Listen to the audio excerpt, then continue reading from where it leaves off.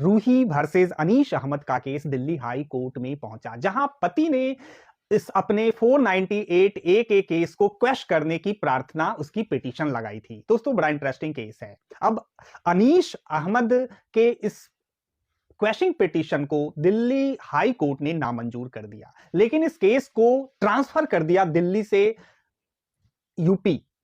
और इसमें यह ग्राउंड दिया गया दिल्ली हाई कोर्ट द्वारा कि यहां चूंकि कोई घटना नहीं हुई है, यहां कोई मामला नहीं हुआ है, इसलिए दिल्ली में जुरिस्डिक्शन नहीं बनता, इसे ट्रांसफर कर दिया जाए। तो पूरी की पूरी यहां की इन्वेस्टिगेशन रिपोर्ट, सारी की सारी चीजें वहां ट्रांसफर कर दी गई, वहां के कोर्ट में ट्रायल के लिए। बहुत इंटरेस्टिंग इशू है दोस्तों। अब लड़की ने जो केस वहां ट्रांसफर कर दिया गया था, इसको चैलेंज किया सुप्रीम कोर्ट में। यह है 2020 का केस। अब 19 में सुप्रीम कोर्ट ने पहले भी बोला हुआ था कि लड़की कहीं भी ये केस कर सकती है, इसका ट्रायल कहीं भी चल सकता है, जुरिस्डिक्शन बनेगा।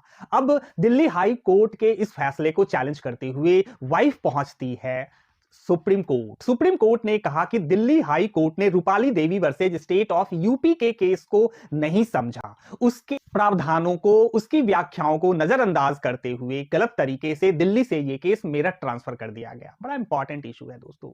इस मामले को समझाते हुए, बताते हुए एक पर्पस मेरा यह भी था कि कोई भी जज, कोई भी कोर्ट अपने आप में कंप्लीट नहीं है। 2019 के रूपाली देवी के निर्णय को दिल्ली हाई कोर्ट के ऑनरेबल जज साहब ने कंसीडर नहीं किया और बाद में सुप्रीम कोर्ट को इसमें इंटरफेयर करके यह कहना पड़ा कि दिल्ली हाई कोर्ट ने गलत निर्णय लिया है। दोस्तों चीजें समझनी होती हैं, बड़े जो निर्णय होते हैं उनको जानना होता है, उनको याद भी करना होता है। बड़े बड़े निर्णय को आपको बिल्कुल याद करके रखना होगा, उनके जो बड़े प्रावधान आए उस निर्णय में उनको भी समझना होगा। और ये समझ एडवोकेट और जज दोनों डेवलप करते हैं, किसी के पास कोई रेडीमेड समझ नहीं होती। नहीं तो 2019 में रूपाली देवी versus state of Uttar Pradesh में जो बोला गया था उसको ना कंसीडर करते हुए 2020 में दिल्ली हाई कोर्ट इसे दिल्ली से यूपी केस को ट्रांसफर नहीं करती, लेकिन ऐसा हुआ। बाद में सुप्रीम कोर्ट ने